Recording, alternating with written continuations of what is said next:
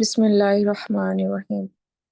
أو كصيب من السماء فيه ظلمات ورعد وبرق يجعلون أصابعهم في آذانهم من الصواعق حذر الموت والله محيط بالكافرين.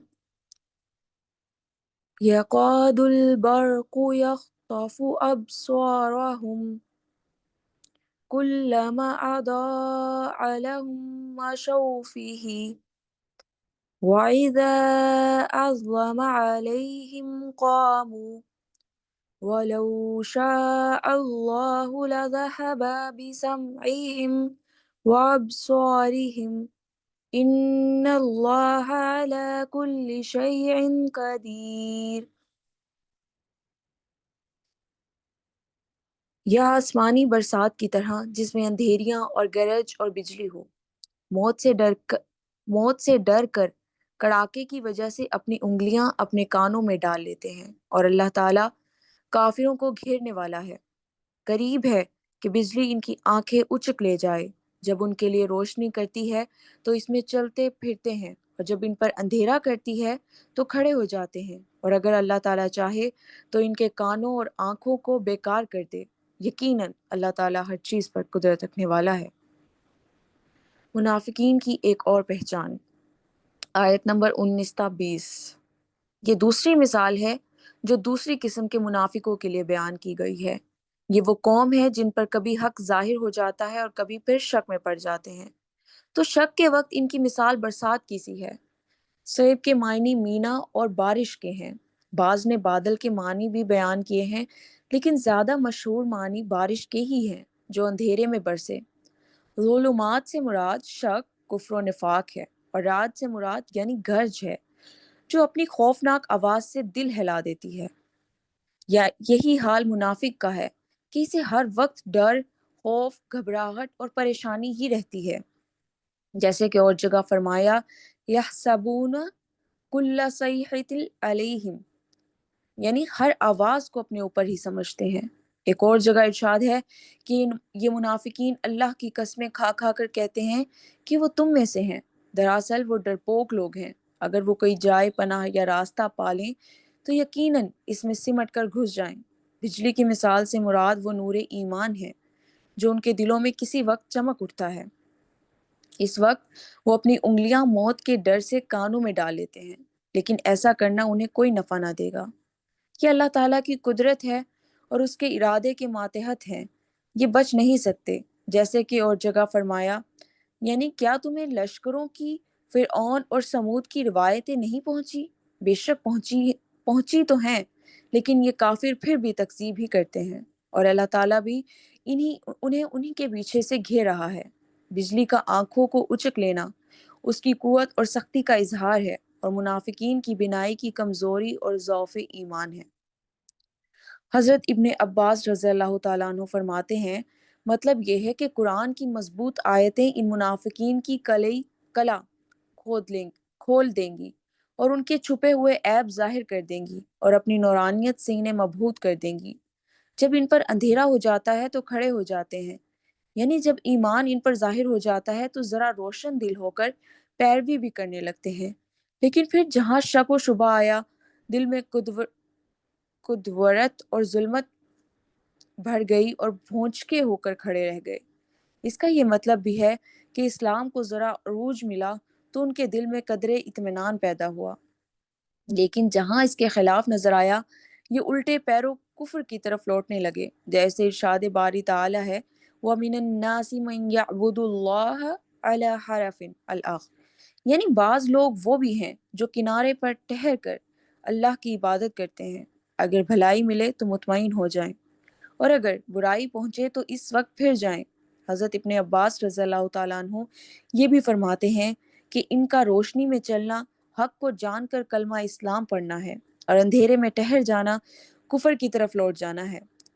دیگر بہت سے مفسرین کا بھی یہی قول ہے، اور زیادہ صحیح اور ظاہر بھی یہی قول ہے، واللہ عالم۔ روز قیامت بھی ان کا یہی حال رہے گا کہ جب لوگوں کو ان کے ایمان کے اندازے کے مطابق نور ملے گا، بعض کو کئی کئی میلوں تک کا، بعض کو اس سے بھی زیادہ، کسی کو اس سے کم، یہاں تک کہ کسی کو اتنا نور ملے گا کہ کبھی روشن ہو اور کبھی اندھیرا۔ کچھ لوگ ایسے بھی ہوں گے جو ذرا سا دور چل سکیں گے، پھر ٹھہر جائیں گے، پھر ذرا سا دور کا نور ملے گا، پھر بجھ جائے گا، اور بعض وہ بے نصیب بھی ہوں گے کہ ان کا نور بالکل بجھ جائے گا۔ یہ پورے منافق ہوں گے جن کے بارے میں فرمان الہی ہے، یعنی جس دن منافق مرد اور منافق عورتیں ایمان والوں کو پکاریں گے اور کہیں گے ذرا کو ہمیں بھی آ لینے دو تاکہ ہم بھی تمہارے نور سے فائدہ اٹھائیں، تو کہا جائے گا کہ اپنے پیچھے لوٹ جاؤ اور نور ڈھونڈ لاؤ۔ اور مومنوں کے بارے میں تو اللہ تعالیٰ فرماتا ہے، یعنی اس دن تو دیکھے گا کہ مومن مرد اور مومن عورتوں کے آگے آگے اور دائیں جانب نور ہوگا، اور کہا جائے گا تمہیں آج باغات کی خوشخبری دی جاتی ہے جن کے نیچے نہریں بہہ رہی ہیں۔ اور فرمایا جس دن نہ رسوا کرے گا اللہ تعالیٰ اپنے نبی صلی اللہ علیہ وآلہ وسلم کو اور ان لوگوں کو جو ان کے ساتھ ایمان لائے، ان کا نور ان کے آگے اور دائیں ہوگا۔ وہ کہہ رہے ہوں گے اے ہمارے رب، ہمارے لیے ہمارا نور پورا کر اور ہمیں بخش، یقیناً تو ہر چیز پر قادر ہے۔ ان آیتوں کے بعد اس مضمون کی حدیثیں بھی سنیے۔ احادیث میں تذکرہ نور، نبی صلی اللہ علیہ وآلہ وسلم فرماتے ہیں بعض مومنوں کو مدینہ سے لے کر عدن تک نور ملے گا، بعض کو اس سے کم، یہاں تک کہ بعض کو اتنا کم کہ صرف پاؤں رکھنے کی جگہ ہی روشن ہوگی۔ ابن حریر رحمہ اللہ۔ حضرت عبداللہ بن مسعود رضی اللہ تعالیٰ عنہ فرماتے ہیں ایمان والوں کو ان کے اعمال کے مطابق نور ملے گا، بعض کو کھجور کے درخت جتنا، کسی کو قد آدم جتنا، کسی کو صرف اتنا ہی کہ اس کا انگوٹھا ہی روشن ہو، کبھی بجھ جاتا ہو کبھی روشن ہو جاتا ہو۔ ابن ابی حاتم۔ حضرت عبداللہ بن مسعود رضی اللہ تعالیٰ عنہ فرماتے ہیں انہیں نور ملے گا ان کے اعمال کے مطابق، جس کی روشنی میں وہ پل صراط سے گزریں گے۔ بعض لوگوں کا نور پہاڑ جتنا ہوگا، بعضوں کا کھجور جتنا، اور سب سے کم نور والا وہ ہوگا جس کا نور اس کے انگوٹھے پر ہوگا، کبھی چمک اٹھے گا اور کبھی بجھ جائے گا۔ ابن ابی حاتم۔ حضرت ابن عباس رضی اللہ تعالیٰ عنہ فرماتے ہیں کہ تمام اہل توحید کو قیامت کے دن نور ملے گا۔ جب منافقوں کا نور بجھ جائے گا تو موحد ڈر کر کہیں گے ربنا اتمم لنا نورنا، یا رب ہمارے نور کو پورا کر۔ ابن ابی حاتم۔ ضحاک بن مزاحم رحمہ اللہ کا بھی یہی قول ہے۔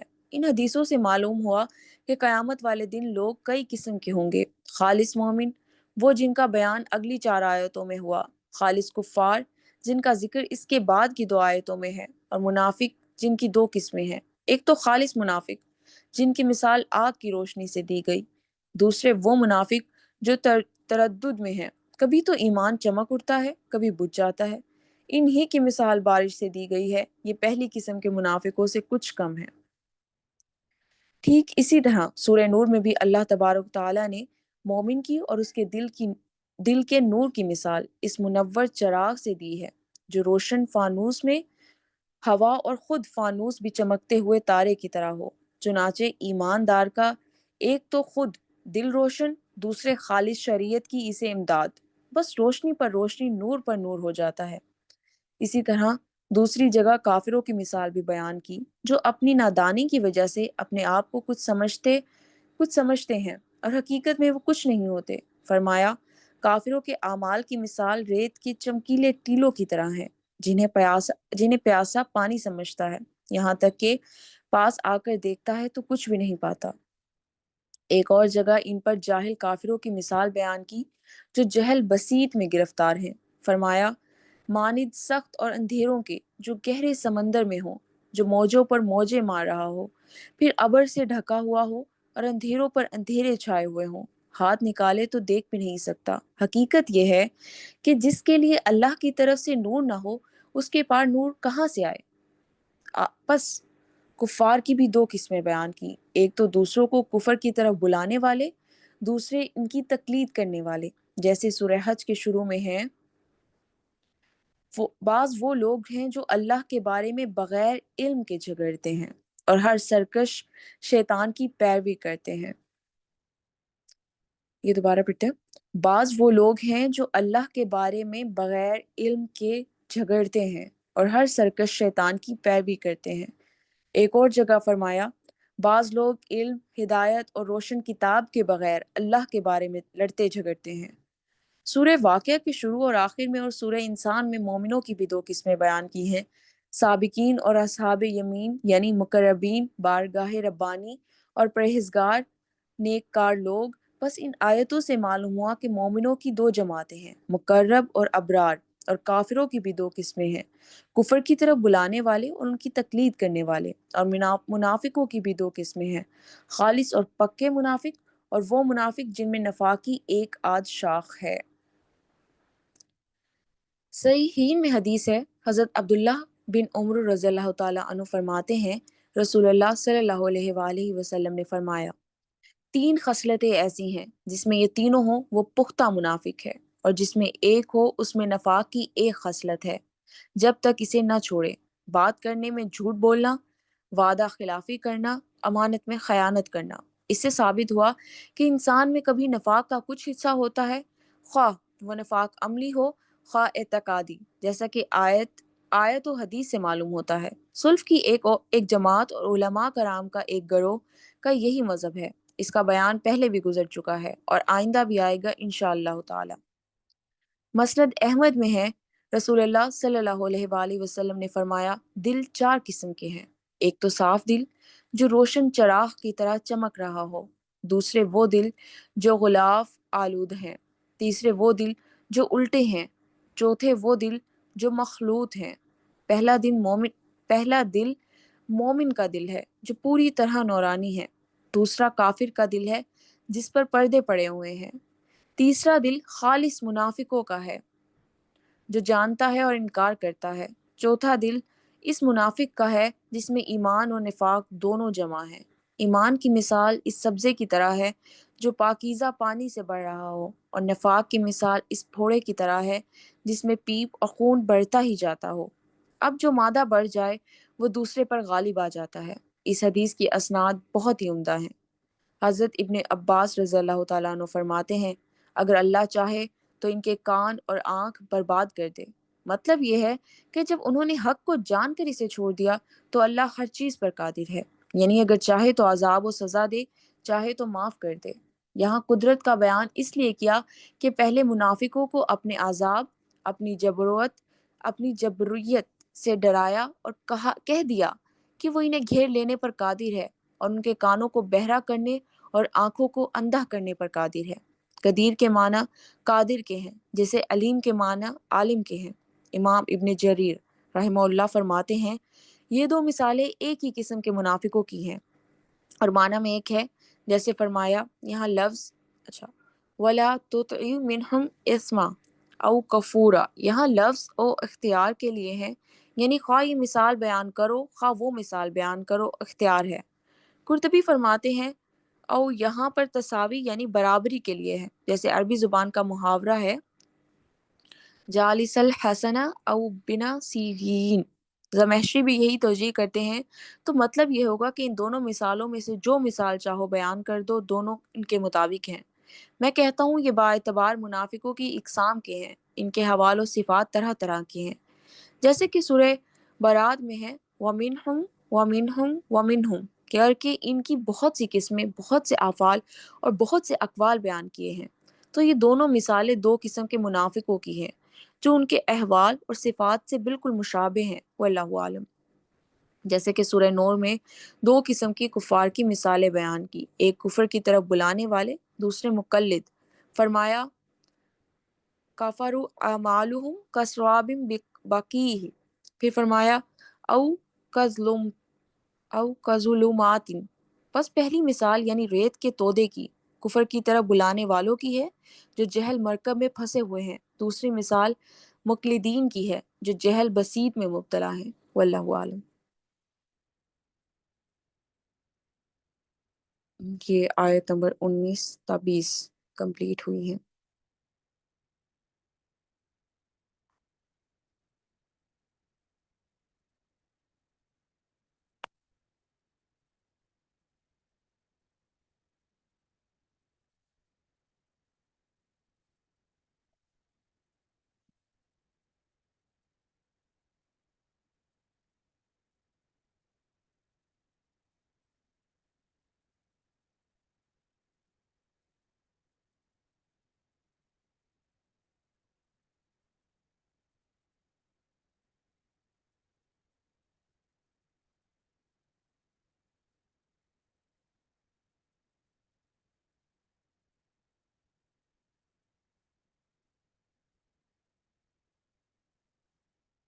यहाँ पे है किसी को कोई पॉइंट?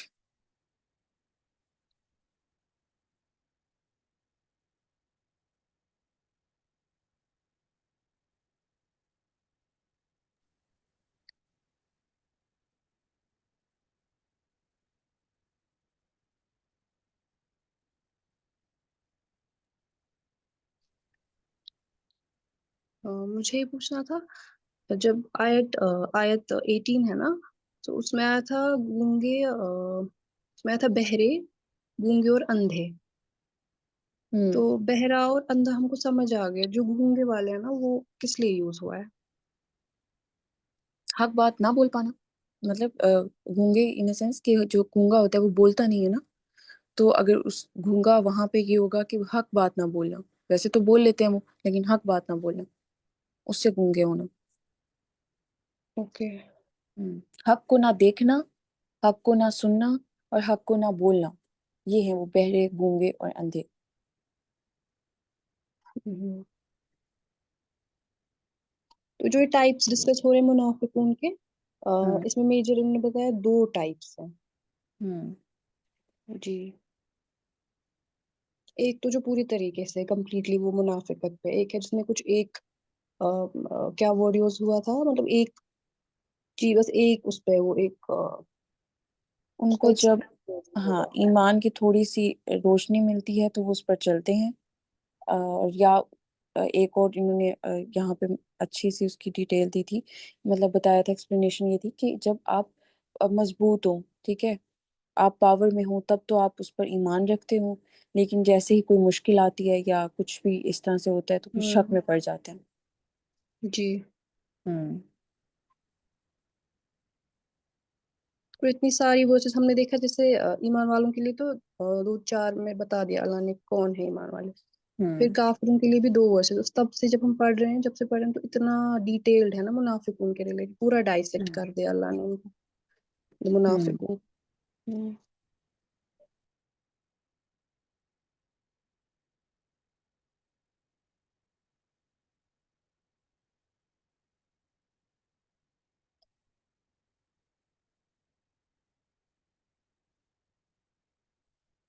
इसमें मोमिनून की भी दो टाइप्स बताया था ना, वो मुझे समझ नहीं आया, दो टाइप्स कौन सी हैं? एक मिनट, उसको दोबारा पढ़ते हैं।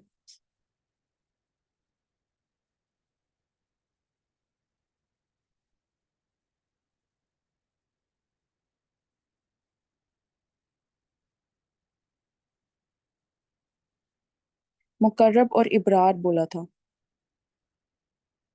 मोमिनों की दो जमातें हैं। बस इन आयतों से मालूम हुआ कि मोमिनों की दो जमातें हैं। इनके उर्दू मीनिंग देखने पड़ेंगे, अगर कोई देख सकता है अभी गूगल कर ले, मुकर्रब और इबरार। अच्छा, वैसे सूरह वाक़या में जो दो ग्रोहों का जिक्र है ना, एक वो मोमिन हैं, मुसलमान, जो कि साबिकून अल अव्वलून में आते हैं। जैसे हमें सीरा में नज़र आता है कि मक्की दौर के बिल्कुल स्टार्ट में जिन्होंने इस्लाम कबूल किया, जैसे कि बिलाल हबशी रज़ी अल्लाह ताला अन्हु, हबाब बिन अर्थ और अम्मार बिन यासिर, और इस तरह के जो मोमिनीन थे, जो यानी जिन्होंने बिल्कुल स्टार्ट में नबी सल्लल्लाहु अलैहि वसल्लम का साथ दिया था, इन्हें साबिकुल अव्वलून कहा जाता है। और दूसरी कैटेगरी जो उसके बाद वाले मुसलमान हैं, अब उसमें थोड़ी सी इतनी ज़्यादा क्लैरिफिकेशन नहीं है कि उसमें भी कोई ग्रोह हैं, लेकिन जो फर्स्ट ग्रोह है वो मुझे कंफर्म है कि वो साबिकून अल अव्वलून है।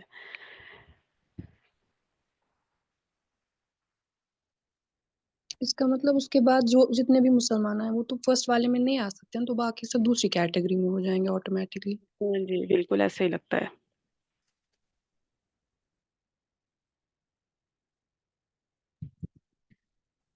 लेकिन मोमिन और मुसलमान में तो फर्क होगा ना, यहाँ पे मोमिनों की टाइप है, मुसलमान भी फिर उसी कैटेगरी में आ जाएंगे, मीन्स उसके नहीं, जो ये तो दूसरे। डिफरेंस डिफरेंस यहाँ पे एग्जिस्ट करता है दोनों के दरमियान। मोमिनीन के बारे में कहा जा रहा है, यानी मुसलमान, मुस्लिम वो होता है जिसका इसका मानी होता है कि इस्लाम फर्मा बरदारी करना, जो मानता है। लेकिन मोमिन का दर्जा तो बहुत उससे उससे भी ज़्यादा बुलंद होता है, तो ये एक तो नहीं है।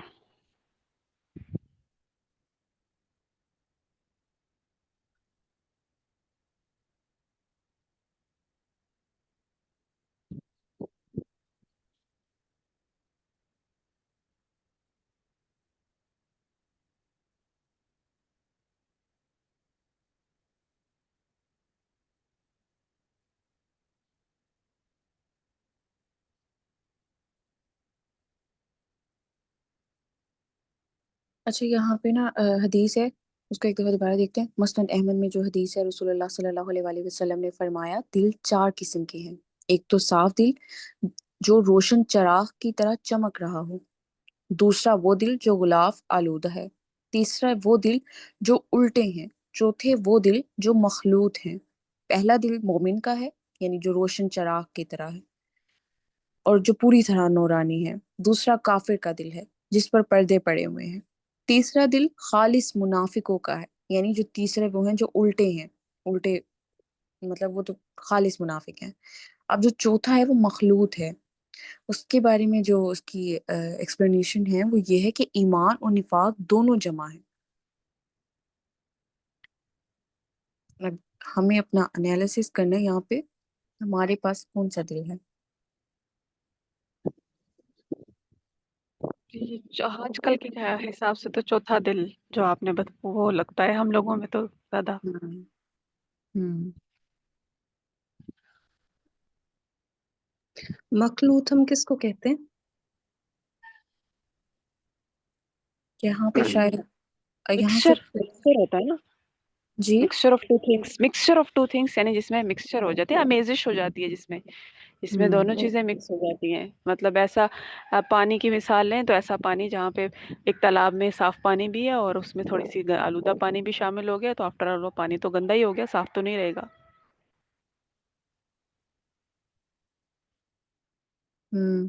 اور اوپر بھی جو ایک حدیث ہے وہاں پہ اس کو وہاں سے ریلیٹ کرتے ہیں، جو حضرت عبداللہ بن عمر رضی اللہ تعالیٰ عنہ فرماتے ہیں رسول اللہ صلی اللہ علیہ وآلہ وسلم نے فرمایا 3 خصلتیں ایسی ہیں جس میں یہ تینوں ہوں وہ پختہ منافق ہیں۔ اب اس میں اس طرح سے ہوگا نا، 3 خصلتیں کون سی تھی کہ ایک تو جھوٹ بولنا، دوسرا وعدہ خلافی کرنا، تیسرا امانت میں خیانت کرنا۔ مینز اگر کوئی جھوٹ بولتا ہے اور باقی 2 جو ہیں وعدہ خلافی کرنا اور امانت میں خیانت، یہ وہ نہیں کرتا ہے، تو وہ اس کی پرسنٹیج نکال لیتے ہیں نا 100 میں سے وہ کتنے % منافق ہوگا۔ پھر اگر وہ وعدہ خلافی بھی کرتا ہے تو وہ اتنے % ہوگا۔ تو اس طرح سے کر کے یہ نفاق کا، جیسے ایمان اور نفاق، اگر وہ ٹوٹل تینوں چیزیں کر رہا ہے مینس منافقوں کی جتنی بھی نشانیاں، تو وہ 100% منافق ہو جائے گا۔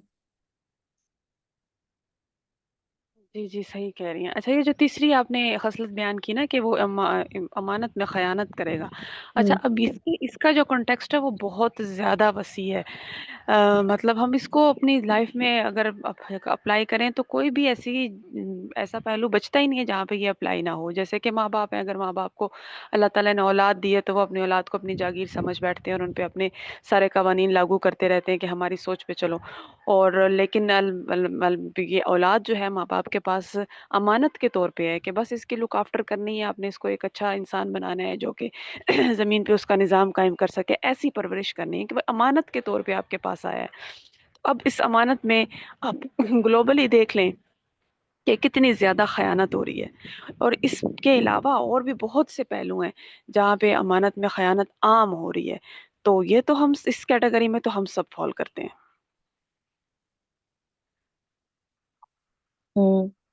ایسے ہے۔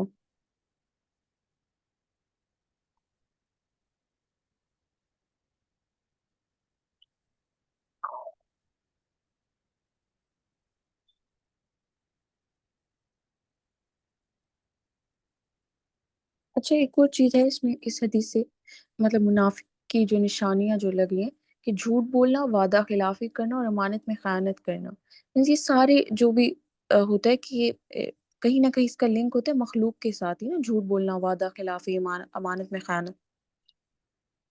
ایسا نہیں آیا کہ نماز کا، ویسے کہ تو آیا ہے کہ وہ فجر اور عشاء کی نماز اس پہ بھاری ہوتی ہے، لیکن اس حدیث سے جیسے لگ رہا ہے کہ آپ کا جو ریلیشن ہوتا ہے دوسرے انسانوں کے ساتھ بھی اور اللہ کے ساتھ بھی، تو اس میں بتایا اس کی نشانیاں جیسے جھوٹ، وعدہ خلافی اور امانت میں خیانت۔ ہاں جی بالکل، اس کے سوشل نارمس بتائے، مطلب کہ وہ لوگوں کے ساتھ اس کا جو بیہیویئر ہے وہ بتایا، جس کو ہم حقوق العباد کی کیٹیگری میں لا سکتے ہیں، لیکن حقوق اللہ کے لحاظ سے یہاں پہ اللہ نے کچھ بھی نہیں، یعنی اس حدیث میں اس کا ذکر نہیں ہوا۔ اللہ سے تو جھوٹ بول بھی نہیں سکتے نا،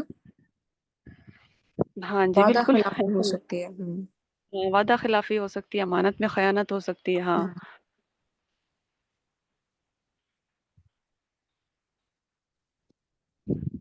السلام علیکم ورحمۃ اللہ.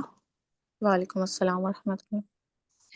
اچھا یہاں پہ میرا ایک کوشچن تھا، وہ یہ کہ آپ کو پتہ ہے کہ آئی ڈونٹ نو، اگر کسی کو اس کا پتہ تو وہ بتائیے گا پلیز، کہ کبھی ایسا ہوتا ہے کہ ہمیں اگر کوئی کہے کہ آپ نے یہ بات کسی کو نہیں بتانی، اور ہم سے کوئی اور پوچھ لے وہ چیز، تو ہمیں جھوٹ بولنا پڑ جاتا ہے. تو ہم کس جگہ پر جھوٹ بول سکتے ہیں، مطلب کسی کی امانت رکھنے کے لیے یا کسی کی بات کو سنبھال کے رکھنے کے لیے، کہ اچھا کسی نے منع کیا تھا کہ یہ چیز نہیں کرنی. تو کبھی کبھی ہوتا ہے نا کہ ہم چاہتے نہیں ہیں لیکن ایکسیڈنٹلی ہم سے جھوٹ نکل جاتا ہے. تو جھوٹ مطلب ہم کس پوائنٹ پر بول سکتے ہیں، یا کیا مطلب اس چیز کو ہم کیسے کور کر سکتے ہیں؟ اب جو اگزامپل آپ نے یہاں پہ دی ہے کہ آپ نے تو اس بندے کا بھرم رکھنا ہے نا. اگر اس بندے کا بھرم نہیں رکھیں گے تو پھر تو وہ امانت میں خیانت ہوگی نا. تو وہ اس نے اپنی اس کو تو بچانا ہے آپ نے. تو اس نیکی کو بچانے کے لیے اگر آپ جھوٹ بول رہے ہیں تو وہ مصلحتاً اللہ تعالیٰ آپ کے دل کی نیت کو جانتے ہیں. اس کیس میں تو بری ذمہ ہیں آپ جھوٹ اچھا اگر بولتے ہیں. اسی طرح ایک اور چیز دیکھیں، ہم لوگوں کو نا سب کانٹیننٹ میں تو یہی ہر چیز جو ہے نا، مطلب کہ آپ اپنے پیرنٹس کی کوئی بھی بات نہیں مان رہے تو آپ نافرمان ہیں. تو وہ کیا بالکل چیز ہے کہ جس سے یہ چیز ہمیں کلیئر ہو کہ ویدر وی آر، مطلب ہم کوئی غلط کر رہے ہیں کام یا نہیں. مطلب دیکھیں ہمارے پیرنٹس بعض اوقات ہمیں مطلب بہت سی ایسی چیزوں کے لیے بھی فورس کر رہے ہوتے ہیں کہ جو نہیں ٹھیک ہوتی. تو وہ کیا چیز ہے، وہ ٹیگ سن کے نا کہ آپ نافرمان ہیں، آپ یہ ہیں وہ ہیں، تو وہ کیا ایک بارڈر لائن ہے کہ ہمیں سمجھ آ جائے کہ ہم نافرمانی کر رہے ہیں کہ نہیں کر رہے. مطلب بہت سی چیزیں ہوتی ہیں دنیاوی طور پر بھی کہ ہمارے اپنے رائٹس ہوتے ہیں نا، ہمیں اللہ تعالیٰ نے آزاد پیدا کیا ہے، لیکن ہم پر اگر کوئی فورسفلی کچھ اپنے اوبلیگیشن لگا رہا ہو، مطلب کہہ رہا ہو کہ نہیں تم نے یہ کرنا ہے، اور ہم نہ مانیں، تو کیا وہ نافرمانی میں آتا؟ یہاں میں بھی ایک پوائنٹ رکھنا چاہوں گی کہ آئی تھنک انڈیا پاکستان وغیرہ میں ہر جگہ یہی بھی ہوتا ہے کہ دوسروں کے گھروں پہ بہت نظر رکھی جاتی ہے، ان کی کامیابیوں پہ، ان کی چیزوں پہ بہت نظر رکھی جاتی ہے. تو وہاں پر بھی ہمیں بہت دفعہ جھوٹ بولنا پڑتا ہے، لوگوں سے اپنی باتیں چھپانی پڑتی ہیں، تب ہمارا کیا کردار ہو. لیکن وہ بھی مصلحتاً ہی ہو جاتا ہے. مطلب اس میں بھی ایک مصالحت آ جاتی ہے. اچھا اس کے بارے مطلب میں ایک حدیث جیسے اب جھوٹ کے بارے میں تو منافق کا بتایا نا، منافق کی نشانی، اور ایک حدیث میں بھی ہے کہ جھوٹ جہاں پہ جائز ہوتا ہے، ایک تو جنگ میں نہیں صلح کراتے وقت ہوتا ہے، دو لوگوں کے درمیان یا دو پارٹیز کے درمیان صلح کرواتے وقت، اور ایک بیوی سے بولنا، اور ایک اور تھا مجھے یاد نہیں آ رہا. تو جنگ بھی تھا جی. جنگ بھی تھا ہاں، کیونکہ جو ہمیں سیرہ سے ملتی ہے نا ایگزامپلس، جو جب یہ جنگ کا ہوتا تھا ٹائم، اور جب کچھ لوگ جاتے تھے خفیہ یہ کرنے، تو یہ اس ٹائم ہوتا تھا اس طرح سے نا، کہ جنگ میں شاید ہو جاتا ہے. ایک میں نے واقعہ پڑھا تھا ایسا کچھ. تو بہرحال لیکن پھر یہ جو دو تھا نا، کہ ایک بیوی سے بولنا اور ایک اور صلح کرانا، تو ویسے جھوٹ کتنا اسلام میں ناپسند کیا گیا، لیکن مطلب میں یہ سوچ رہی تھی کہ یہ اتنے مطلب اس کو کیوں یہاں پہ جائز قرار دیا گیا.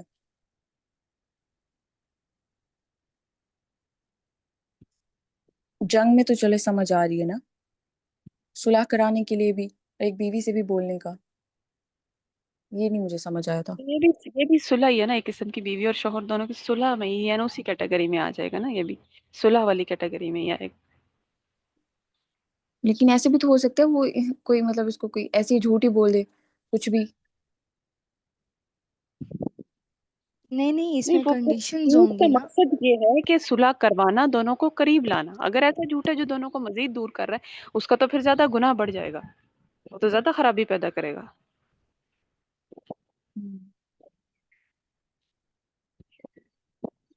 اچھا جو یہ 4 ٹائپس بتائی ہیں، ہارٹ کی کنڈیشنز جو بتائی ہیں، اس میں ایک مومن ہے، ایک کافر ہے، اور مطلب ایک لاسٹ پر تھا. تو اس میں مسلمان، ایک سمپل مسلمان، ایک آرڈینری مسلمان کہاں فال کر رہا ہے؟ کیونکہ ہر کوئی مومن تو نہیں ہو سکتا، لیکن ہر کوئی منافق بھی نہیں ہو سکتا. تو ایک آرڈینری مسلم کہاں فال کرے گا؟ جو یہ منافق کی اب دوسری وہ تو ٹائپ ہے ایک نا. جستجو ہاں میں رہے گا نا. وہ مطلب اوبویسلی ایک مسلمان مومن بننے کی جستجو میں ہے اور گناہوں سے بچنے کی جستجو میں ہے. تو وہ کون سی لائن میں فال کرے گا؟ دیکھیں شروع میں جب وہ اسٹارٹ میں یہ جدوجہد کر رہے ہیں نا کہ میں نے ایک اچھا مسلمان بننا ہے، تب تو یعنی وہ کوشش سے پہلے کا جو ٹائم ہے اس میں تو وہ چوتھا دل ہے نا کہ دونوں چیزیں اس کے دل میں پائی جا رہی ہیں، آمیزش ہے، مکسچر ہے. پھر آہستہ آہستہ وہ اپنے آپ کو تھوڑا پیوریفائی کرے گا تو تھوڑا اوپر جائے گا. پھر وہ اس کی اس طرح آہستہ آہستہ پھر وہ آ سکتا ہے اسٹیج بائی اسٹیج. پہلی اسٹیج پہ بھی آ سکتا ہے، لیکن ہاں ہم جیسے آج کے دور میں تو مشکل لگتا ہے کافی. جیسے دوسرا کہہ رہی ہیں دوسرے نمبر پہ جو ہم نے پڑھا ہے وہ ہو سکتا ہے. نہیں دیکھیں، اگر چلے میں اپنی مثال لیتی ہوں. آئی ایم آرڈینری مسلم، ٹھیک ہے. اگر مجھے ابھی میں سوچ رہی ہوں کہ میں نے مطلب گناہ نہیں کرنے، میں بچ رہی ہوں لیکن ہو بھی رہے ہیں، ٹھیک ہے. اور مجھے ابھی فار سپوز اسی لیکچر کے دوران ہی موت آ جاتی ہے، موت تو برحق ہے نا، تو میں کس کیٹیگری میں فال کروں گی تھا؟ اچھا اس میں پھر آپ کی نیت پہ ہوگا، آپ کی نیت کو دیکھا جائے گا کہ آپ کا جو زیادہ انٹریکشن کس طرف تھی، مطلب کہ حق کو قبول کرنے کی تھی تو اس لحاظ سے، یا بدی کو قبول کرنے کی اس لحاظ سے فیصلہ کیا جا سکتا ہے. خیر یہ ایک مشکل کوشچن ہے، باقی لوگ بھی اس پہ رائے دیں.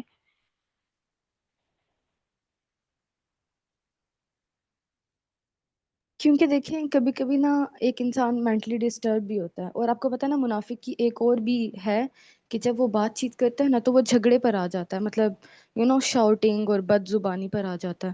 تو بعض اوقات ہم اکثر اگر کسی کو چیزیں نہیں نا سمجھا سکتے، سچ بتائیں بالکل. دین کے معاملے میں، تو ہم لوگوں کو غصہ چڑھ جاتا ہے کہ یار اسے سمجھ کیوں نہیں آ رہی. تو وہ بھی ایک چیز ہے کہ پھر خود کو اپنے آپ کو ہم ملامت کر رہے ہوتے ہیں کہ تم غصہ کیوں کر رہے ہو، مطلب اس طرح سے. تو یہ چیزیں بہت مشکل ہیں انہیں اوور کم کرنا. تو کیا ہم پھر منافق ہوں گے؟ نہیں، اس کی ایک وجہ دیکھیں، ہم نے جو ہے وہ جب بھی کسی کو دعوت کا کام کرنا ہے نا تو ہمیں ایموشنل انٹیلیجنٹ ہونا ہمارا بہت لازم ہے کہ ہم وقت کو، ٹائم کو، بات کو کس وقت کرنی ہے، کس انداز میں کرنی ہے، کیسے، یہ سارے پہلو ہمیں سیکھنے ہیں. جب ہمیں یہ پہلو نہیں آئیں گے تو ہم ہائپر ہو جائیں گے، ہماری کوئی بات نہیں سن رہا ہوگا، ہمیں غصہ آئے گا کہ ہم تو صحیح بات کر رہے ہیں تو یہ کیوں آگے سے اتنا آرگیو کر رہا ہے، اور پھر ہم وہاں پہ فرسٹریٹ ہو جائیں گے، ڈپریس ہو جائیں گے. لیکن اس کا بہترین سولوشن یہ ہے کہ ہم ایموشنل انٹیلیجنٹ بنے، جذبات، اگلے کے جذبات کو بھی سمجھیں اور خود کو بھی بہت زیادہ جذباتی نہ کر لیں. تو یہ ایک اس پہ بھی ورک کرنے کی ہم لوگوں کو کافی زیادہ ضرورت ہے. اچھا کچھ لوگ ہوتے ہیں اگر ہم انہیں کبھی کہیں نا کہ ڈپریشن ہے یا سٹریس ہے، تو وہ نا آپ کو ڈائریکٹ کہہ دیتے ہیں کہ نہیں نہیں ڈپریشن تو کفر ہے. اب ایک انسان کا مینٹلی بھی کوئی پرابلم ہو سکتا ہے نا، مطلب اوبویسلی انسان تھک بھی سکتا ہے، انسان ہے. تو اس پر یہ کہہ دینا کہ نہیں یہ تو کفر ہے، ہم نے کتنا فار گرانٹیڈ لے لیا کفر کو اور ڈپریشن کو. جی، دیکھیں ڈپریشن جو ہے نا وہ یا انزائٹی ہو جاتے ہیں آپ کو، وہ ایک آپ کی کرنٹ سچویشن کے حوالے سے ہو جاتا ہے. 2 دن 4 دن، ہفتہ 2 ہفتہ آپ کوشش بھی کرتے ہو اسٹیج سے باہر نکلنے کی. لیکن کفر تب آتا ہے جب آپ کہہ دیتے ہو کہ بس اس کا کوئی حل ہی نہیں ہے، اب میں ساری زندگی اسی اسٹیج میں رہوں گا اور میں اس سے نجات پا ہی نہیں سکتا. تو یہ مایوسی دراصل کفر ہے. باقی تو یہ چھوٹی موٹی ڈپریشن، انزائٹی ہر بندے کی زندگی میں آتی رہتی ہیں، کبھی تھوڑے سے ٹائم میں چلی جاتی ہیں، کبھی ایک لمبا عرصہ لے کے جاتی ہیں، لیکن یہ نارمل ہے. اس کو ہمیں نارمل لینا چاہیے، اس کو کفر سے نہیں ہم ملا سکتے. ہاں اگر ہم یہ کہتے ہیں کہ ہم ہمیشہ ہی ایسے رہیں گے، اب کبھی کچھ ہو ہی نہیں سکتا، تو پھر یہ پھر کفر ہوتا ہے. پھر ہم اللہ تعالیٰ کی رحمت سے نا امید ہو جاتے ہیں نا، تو پھر وہ کفر ہو جاتا مریم علیہ السلام کا اگر ہم لوگ یہاں پہ اگزامپل لیں تو وہ بھی تو انہوں نے کہا تھا کہ کاش کہ میں مر جاتی، ٹھیک ہے. دکھ ہے. تھا نہیں، بالکل ہاں، پین جو بالکل ہے وہ وہ ان کی انسان پین فیل کرتا ہے نا، اس کو پھر اظہار بھی کر سکتا ہے، ٹھیک ہے. اللہ کے سامنے آپ اظہار بھی کر سکتے ہو. تو اللہ نے تو ایسا نہیں کہا نا کہ بھئی آپ نہیں کر سکتے ہو، ٹھیک ہے، آپ کو بہادر بنے. انہوں نے کہا خوف نہیں کرو. تو اللہ تعالیٰ اگر آپ کسی کو بتا رہے ہو کہ مجھے اس طرح سے ہو رہا ہے، میں مرنا اس سے پہلے کہ میں مر جاؤں، آپ اپنے ڈر بتا رہے ہو، تو اللہ تسلی دے رہے ہیں ان کو کہ آپ خوف نہیں کرو، ڈرو نہیں، ٹھیک ہے. تو کر سکتے ہیں مومن، ٹھیک ہے. ہم آپ جس طرح نا ایسا نا ہم اگر کسی کو اگزامپل دینا، جس طرح میں نے اپنی ٹیچر کو اگزامپل دی کہ مطلب انہوں نے ایسی ہم سے پوچھا نا کہ آپ نے کورس کیوں جوائن کیا، تو میں نے ایسے ہی بولا کہ میم ایک لائف میں سٹریس ہوتا ہے انسان کی، تو میں بس قرآن سے جڑنا چاہتی تھی. تو میں نے کہا میم انہوں نے پھر مجھے ایسے ہی کہا نا کہ ڈپریشن جو ہے وہ کفر ہوتا ہے. میں نے کہا میم آقا علیہ السلام کو بھی تو ڈپریشن ہوا تھا جب سورۃ والضحیٰ آئی تھی ان کے لیے. تو انہوں نے مجھے کہا نہیں نہیں ان کے ڈپریشن تو الگ تھے، وہ تو کفر کر ہی نہیں سکتے، مطلب یہ بات تو مطلب وہ ہے. دیکھیں ہم لوگ نا اس چیز کو ایسے کرتے ہیں کہ جیسے ہم نے کچھ غلط بول دیا. دیکھیں ڈپریشن برحق ہے، تو جب ہم نبی علیہ السلام کی اگزامپل دیتے ہیں نا تو لوگ کہتے ہیں نہیں نہیں وہ تو امت کے لیے پریشان تھے اور وہ ایک انسان پریشان تو مایوسی تو اس کے اپنے اندر ہی آتی ہے نا، چاہے جس وجہ سے بھی آئے. تو ہم وہ چیز ماننے کے لیے تیار ہی نہیں ہیں، ہم بلکہ جسٹ اسے یہ کہہ دیتے ہیں نہیں نہیں یہ کفر ہے، آپ اس سے باہر نکلیں. لیکن جی، آپ اور ہمیں دیکھیں یہ بھی تو دیکھنا ہے ہم کہ ڈپریشن ہم پھر بھی نہیں کہہ سکتے. ڈپریشن عام انسانوں کو ہوتا ہے، نبیوں کو ڈپریشن نہیں ہوتا. نبی کبھی بھی، کوئی بھی نبی کبھی ڈپریشن میں نہیں گیا، کیونکہ ڈپریشن ایک طرح کی مایوسی ہوتی ہے، اور مایوسی تو کفر ہوتا ہے. یہ تو بالکل ٹھیک بات ہے. لیکن ایک منٹ، یہاں پہ اگر ہم لوگ ڈپریشن کو ہی سمجھیں، اگر ہم لوگ دیکھیں آج کل جو ہے ہر کوئی بولتا ہے کہ ان کو ڈپریشن ہے، ہر کوئی بولتا ہے، بے شک وہ کسی ڈاکٹر کے پاس نہ جائیں، کہیں ان کو نہیں اپنے آپ کو وہ کرواتے، لیکن وہ خود بتا دیتے ہیں کہ ہمیں ڈپریشن ہے. سب سے پہلے ڈپریشن کو بھی تو سمجھنا چاہیے کہ وہ ایکچولی میں ہے کیا. ہم جو اتنا کیجولی اس ورڈ کو یوز کرتے ہیں کہ ڈپریشن ہے. بالکل، تو وہ فطرت کی اپنی آواز کو نہیں نہ سن رہے ہوتے. جی جی، نبی ہم تو سن رہے سائیکالوجی ہوتے کے ورڈز کو ایسے ہی فار گرانٹیڈ یوز کر رہے ہوتے ہیں. تو یہ بہت ڈپریشن جیسے اکثر سیشنز میں سنا ہے ویسے میں نے کہ کابل بھائی بول رہے ہوتے ہیں کہ جب تک 2 سال سے زیادہ نہ ہو اور اس طرح سے، اور آپ کسی ڈاکٹر سے نہ کروا لیں، چیک نہ کروا لیں، کچھ سمٹمز ایسی ہوتی ہیں. لیکن بہت سارے لوگ ایسے ہوتے ہیں کہ وہ خود بتاتے ہیں کہ ہمیں لگ رہا ہے کہ ہے، وہ شاید وہ انگزائٹی ہوتی ہے، یا آپ تھوڑے ٹائم کے لیے ایسے خود سوچ رہے ہوتے ہو، یا کچھ اس طرح سے بھی ہوتا ہے، اور کچھ لوگ سمجھ رہے ہوتے ہیں کہ ان کو ڈپریشن ہے. تو پہلے مجھے لگتا ہے ڈپریشن کو سمجھ لینا چاہیے کہ ایکچولی میں وہ کیا ہے. پھر ہمیں سمجھ آئے گا کہ ہاں نبیوں کو ہو سکتا ہے، یہ نہیں ہو سکتا، ایک عام انسان کو ہو سکتا ہے، مسلمان کو ہو سکتا ہے، یہ نہیں، یہ ساری چیزیں. اور ہمیں یہ بھی دیکھنا ہے نا، جیسے ہم مایوس ہو رہے ہیں تو کس وجہ سے ہو رہے ہیں. اس ہاں وجہ سے ہو رہے ہیں مایوس کہ ہم اللہ سے دور جا رہے ہیں، یا پھر ہمیں دنیا چاہیے، اس وجہ سے ہمیں یہ نہیں مل رہا، وہ نہیں مل رہا، تو ہمیں وہ بھی دیکھنا ہے. تو جیسے ہمارے نبی تھے وہ صلی اللہ علیہ وسلم، تو ان کا ہمیں پتہ ہے کہ وہ اللہ تعالیٰ سے وہ دور نہیں رہ پا رہے تھے اس ٹائم پہ، کہ ان کو وہی نہیں آ رہی تھی، اور لوگ باتیں سنا رہے تھے. تو ان کا تو ریزن کچھ اور تھا، اور ہمیں جو ہو رہا ہوتا ہے وہ اکثر ہوتا ہے وہ چیز نہیں مل رہی، یہ چیز نہیں مل رہی. تو ہمیں اس کا ہاں بھی جائزہ لینا ہے کہ کس وجہ سے ہمیں وہ مایوسی ہو رہی ہے. اگر صحیح وجہ سے ہو رہی ہے تو ہمیں وہ چینجز لانے ہیں خود میں، وہ زیادہ دیر پھر ڈپریشن آپ کے ساتھ رہے گا نہیں. ہاں، اگر آپ کو دنیا میں کچھ چیزیں چاہیے تو آپ پھر اسی میں لگے رہو گے نا انٹل ڈیتھ. تو اس میں آپ اسی سرکل میں گھومتے جاؤ، اسی لوپ میں، اور آپ اسی ڈپریشن میں ہی پھر رہو گے. تو یہ بھی دیکھنا ضروری ہے کہ ڈپریشن کس وجہ سے ہو رہا ہے. ہم اس کو ایک ہی کیٹیگری میں نہیں ڈال سکتے. بالکل.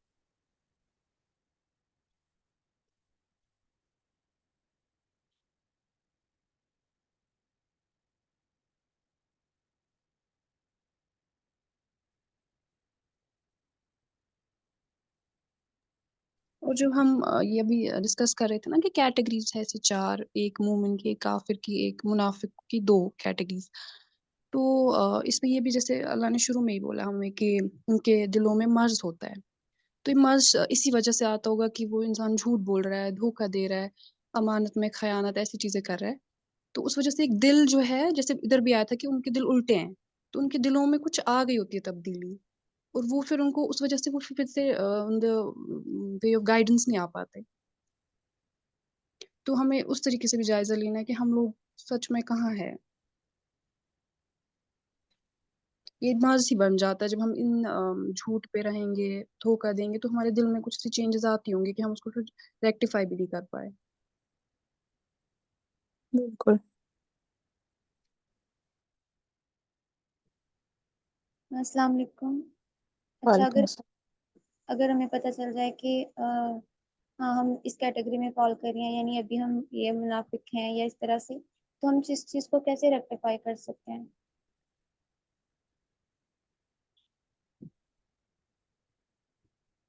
ہمیں وہ وجہ بھی تو نظر آ جائے گی نا جس کی وجہ سے ہم منافق ہیں. جیسے یہاں پہ علامات بتائی گئی. فرض کرے کسی کو لگتا ہے کہ وہ جھوٹ بولتا ہے، تو پھر اس کو جھوٹ بولنا بند کرنا ہوگا. کسی کو لگتا ہے وہ وعدہ خلافی کرتا ہے، تو اس کو وہ کرنا بند ہوگا. جیسے چغلی یا کچھ بھی ہوتے ہیں، ہم بہت سارے گناہ کر رہے ہوتے ہیں، ہمیں سمجھ آ جاتی ہے کہ ہم یہ گناہ کرتے ہیں. ٹھیک ہے، کیونکہ ہمارے اندر بھی تو آواز ہوتی ہے نا، فطرت کی جو آواز ہوتی ہے، ضمیر جو ہمیں بتا رہا ہوتا ہے، تو وہ ہمیں بتا دے گا کہ آپ کا مسئلہ یہ ہے. تو آپ کو بس اس کو نہیں کرنا ہوتا، اس کو روک دینا ہوتا ہے جو غلط لگ رہا ہوتا ہے آپ کو. جزاک اللہ کثیر. بارک اللہ فیک. باقی اگر کسی کو کچھ اور لگ گیا تو وہ بھی بتا دیں.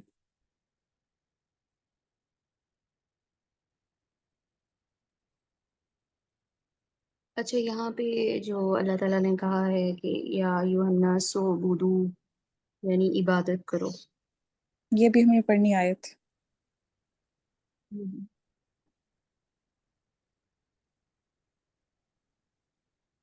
پڑھیں پھر آگے. ہاں جی. اوکے. بسم اللہ الرحمن الرحیم. یا ایہا الناس اعبدوا ربکم الذی خلقکم والذین من قبلکم لعلکم تتقون. الذي جعل لكم الأرض فراشا والسماء بناء وأنزل من السماء ماء فأخرج به من الثمرات رزقا لكم فلا تجعلوا لله أندادا وأنتم تعلمون. اے آپ لوگو. آپ جی ایک دوبارہ سے ایک بار پڑھیں کیونکہ تھوڑا زیر زبر میں بیچ میں ہو گیا گڑبڑ. اسٹارٹ سے. جی جی جی. یا ایہا الناس. اچھا جہاں پہ ہو نا تھوڑا سا بھی مجھے وہاں پہ روک دیجیے گا. یا ایہا الناس اعبدوا ربکم الذی خلقکم. ربکم الذی. اچھا رب، ہاں ٹھیک ہے. جزاک اللہ خیر. ربکم الذی خلقکم والذین من قبلکم لعلکم تتقون. الذي جعل لكم الأرض فراشا والسماء بناء. سماع ہے یہاں پر. کہاں پہ؟ والسماع، آپ نے وہ سماع پڑھا نا وہاں پر وہ والسماء اسی. ارشاد ہے. والسماء بناء وأنزل بنا من السماء. جی نا والسماء بنا. وہ پڑھا میں نے. آپ نے بنا پڑھا. ٹھیک ہے. بناء وأنزل من السماء ماء فأخرج به من الثمرات رزقا لكم فلا تجعلوا لله أندادا وأنتم تعلمون. اے لوگو، اپنے اس رب کی عبادت کرو جس نے تمہیں اور تم سے پہلے کے سب کو پیدا کیا، یہی تمہارا بچاؤ ہے. جس نے تمہارے لیے زمین کو بچھونا بنایا اور آسمان کو چھت، اور آسمان سے پانی اتار کر اس سے پھل پیدا کر کے تمہیں روزی دی. خبردار، باوجود جاننے کے اللہ کے شریک مقرر نہ کرو. تعارف الہ بزبان الہ. آیت نمبر 21 تا 22. یہاں سے اللہ تعالیٰ کی توحید اور اس کی الوہیت کا بیان شروع ہوتا ہے. وہی اپنے بندوں کو عدم سے وجود میں لایا. اسی نے ہر طرح کی ظاہری و باطنی نعمتیں عطا فرمائیں. اسی نے زمین کو فرش بنایا اور اسی میں مضبوط پہاڑوں کی میخیں گاڑ دی اور آسمان کو چھت بنایا. جیسے کہ دوسری آیت میں ہے کہ یعنی آسمان کو محفوظ چھت بنایا، اس کے باوجود نشانیوں سے منہ موڑ لیتے ہیں. آسمان سے پانی اتارنے کا مطلب بادل نازل فرمانا ہے اس وقت جبکہ لوگ اس کے پورے محتاج ہوں. پھر اس پانی سے طرح طرح کے پھل پھول پیدا کرنا ہے جس سے لوگ فائدہ اٹھائیں اور ان کے جانور بھی، جیسے کہ قرآن مجید میں جگہ جگہ اس کا بیان ہے. ایک جگہ فرمان ہے اللہ الذی جعل لکم الارض قرارا. اللہ تعالیٰ نے تمہارے لیے زمین کو فرش اور آسمان کو چھت بنایا اور تمہاری پیاری پیاری صورتیں عطا فرمائیں اور بھلی بھلی روزیاں پہنچائی. یہی اللہ ہے جو برکتوں والا اور تمام عالم کو پالنے والا ہے. بس سب کا خالق، سب کا رازق، سب کا مالک اللہ تعالیٰ ہی ہے، اور اس لیے شرک سے مبرہ ہر قسم کی عبادت کا وہی مستحق ہے. اور فرمایا اللہ تعالیٰ کی شریک نہ ٹھہراؤ جبکہ تم جانتے ہو. صحیحین میں حدیث ہے، حضرت ابن مسعود رضی اللہ تعالیٰ عنہ پوچھتے ہیں حضور صلی اللہ علیہ وآلہ وسلم سب سے بڑا گناہ کون سا ہے؟ فرمایا اللہ تعالیٰ کے ساتھ جو تمہارا خالق ہے کسی کو شریک ٹھہرانا. حضرت معاذ والی حدیث میں ہے جانتے ہو کہ اللہ کا حق بندوں پر کیا ہے؟ یہ کہ اس کی عبادت کریں اور کسی کو اس کی عبادت میں شریک نہ کریں. دوسری حدیث میں ہے تم میں سے کوئی یہ نہ کہے کہ جو اللہ چاہے اور فلاں چاہے، بلکہ یوں کہے جو کچھ اللہ اکیلا چاہے. طفیل بن سنجرا، کیا ورڈ ہے یہ؟ تو فعل بھی شاید سنجرا اس طرح کچھ ورڈ ہے۔ حضرت عائشہ رضی اللہ تعالیٰ عنہ کے سوتیلے بھائی فرماتے ہیں، میں نے خواب میں چند یہودیوں کو دیکھا اور ان سے پوچھا تم کون ہو؟ انہوں نے کہا ہم یہود ہیں۔ میں نے کہا افسوس، تمہیں یہ بڑی خرابی ہے کہ تم حضرت عزیر علیہ السلام کو اللہ کا بیٹا کہتے ہو۔ انہوں نے کہا تم بھی اچھے لوگ ہو، لیکن افسوس تم کہتے ہو جو اللہ چاہے اور محمد چاہیں صلی اللہ علیہ وآلہ وسلم۔ پھر میں نصرانیوں کی جماعت کے پاس گیا اور ان سے بھی اسی طرح پوچھا، انہوں نے بھی یہی جواب دیا۔ میں نے ان سے کہا افسوس، تم بھی مسیح علیہ السلام کو اللہ کا بیٹا مانتے ہو۔ انہوں نے بھی یہی جواب دیا۔ میں نے صبح اپنے اس خواب کا ذکر کچھ لوگوں سے کیا، پھر دربار نبوی صلی اللہ علیہ وآلہ وسلم میں حاضر ہو کر آپ صلی اللہ علیہ وآلہ وسلم سے بھی یہی خواب بیان کیا۔ آپ نے پوچھا کیا کسی اور سے بھی تم نے اس کا ذکر کیا ہے؟ میں نے کہا ہاں حضور صلی اللہ علیہ وآلہ وسلم۔ اب آپ کھڑے ہو گئے اور اللہ تعالیٰ کی حمد و ثنا بیان کی اور فرمایا تو فعل نے ایک خواب دیکھا اور تم میں سے بعض کو بیان بھی کیا۔ میں چاہتا تھا کہ تمہیں اس کلمہ کے کہنے سے روک دوں، لیکن فلاں فلاں کاموں کی وجہ سے میں اب تک نہ کہہ سکا۔ یاد رکھو اب ہرگز ہرگز اللہ چاہے اور اس کا رسول کبھی نہ کہنا، بلکہ یوں کہو کہ صرف اللہ تعالیٰ اکیلا جو چاہے۔ ابن مردویہ۔ ایک شخص نے رسول اللہ صلی اللہ علیہ وآلہ وسلم سے کہا جو اللہ تعالیٰ چاہے اور آپ چاہیں صلی اللہ علیہ وآلہ وسلم۔ آپ صلی اللہ علیہ وآلہ وسلم نے فرمایا کیا تو مجھے اللہ تعالیٰ کا شریک ٹھہراتا ہے؟ یوں کہ جو اللہ تعالیٰ اکیلا چاہے۔ ابن مردویہ۔ ایسے کلمات توحید کے سراسر خلاف ہیں۔ توحید باری کی اہمیت کے بارے میں یہ سب احادیث بیان ہوئی، واللہ عالم۔ تمام کفار اور منافقوں کو اللہ نے اپنی عبادت کا حکم دیا اور فرمایا اللہ کی عبادت کرو، یعنی اس کی توحید کے پابند ہو جاؤ، اس کے ساتھ کسی کو شریک نہ کرو جو نہ نفع دے سکے نہ نقصان پہنچا سکے، اور تم جانتے ہو کہ اس کے سوا کوئی رب نہیں جو تمہیں روزی پہنچا سکے، اور تم جانتے ہو کہ اللہ کے رسول صلی اللہ علیہ وآلہ وسلم تمہیں اس توحید کی طرف بلا رہے ہیں جس کے حق اور سچ ہونے میں کوئی شک نہیں۔ شرک اس سے بھی زیادہ پوشیدہ ہے جسے چونٹی جو رات کے اندھیرے میں کسی صاف پتھر پر چل رہی ہو۔ قسم ہے اللہ کی اور قسم ہے آپ صلی اللہ علیہ وآلہ وسلم کی حیات کی، یہ بھی شرک ہے انسان کا کہ یہ کہنا اگر یہ کتیا نہ ہوتی تو چور رات کو ہمارے گھر میں گھس آتے۔ یہ بھی شرک ہے آدمی کا یہ قول کہ اگر بطخ گھر میں نہ ہوتی تو چوری ہو جاتی۔ یہ بھی شرک کا کلمہ ہے کسی کا یہ قول کہ جو اللہ چاہے اور آپ۔ یہ بھی شرک ہے کسی کا یہ کہنا کہ اگر اللہ نہ ہوتا اور فلاں نہ ہوتا۔ ٹھیک ہے، اللہ کے علاوہ بھی کسی اور کو کہنا، ٹھیک ہے۔ یہ سب کلمات شرک ہیں۔ صحیح حدیث میں ہے کہ کسی نے رسول اللہ صلی اللہ علیہ وآلہ وسلم سے کہا جو اللہ چاہے اور جو آپ چاہیں، تو آپ صلی اللہ علیہ وآلہ وسلم نے فرمایا کیا تو مجھے اللہ کا شریک ٹھہراتا ہے؟ دوسری حدیث میں ہے تم اچھے لوگ ہوتے اگر تم شرک نہ کرتے۔ تم کہتے ہو جو اللہ چاہے اور فلاں چاہے۔ ابو العالیہ رحمہ اللہ فرماتے ہیں انداد کے معنی شریک اور برابر کے ہیں۔ مجاہد فرماتے ہیں تم تورات اور انجیل پڑھتے اور جانتے ہو کہ اللہ تعالیٰ ایک اور لا شریک ہے، پھر جانتے ہوئے کیوں اللہ تعالیٰ کا شریک ٹھہراتے ہو؟ 5 احکام۔ یہاں تک ڈسکشن کرنی ہے کیونکہ یہ امپورٹنٹ پوائنٹ۔ نہیں ابھی اسی آیت کی تفسیر چل رہی ہے نا، جی چلیں پھر آگے چلتے اس کو کمپلیٹ کر کے پھر ہیں۔ اوکے۔ 5 احکام۔ مسند احمد میں ہے رسول اللہ صلی اللہ علیہ وآلہ وسلم نے فرمایا اللہ عز و جل نے حضرت یحییٰ علیہ السلام کو 5 چیزوں کا حکم دیا کہ ان پر عمل کرو، اور بنی اسرائیل کو بھی ان پر عمل کرنے کا حکم دو۔ قریب تھا کہ وہ اس میں غفلت کریں تو حضرت عیسیٰ علیہ السلام نے انہیں یاد دلایا کہ آپ کو پروردگار عالم کا حکم تھا کہ ان 5 چیزوں پر کاربند ہو کر دوسروں کو بھی حکم دو، لہٰذا یا تو آپ کہہ دیجئے یا میں پہنچا دوں۔ حضرت یحییٰ علیہ السلام نے فرمایا مجھے ڈر ہے کہ اگر آپ سبقت لے گئے تو کہیں مجھے عذاب نہ دیا جائے یا زمین میں دھسا نہ دیا جائے۔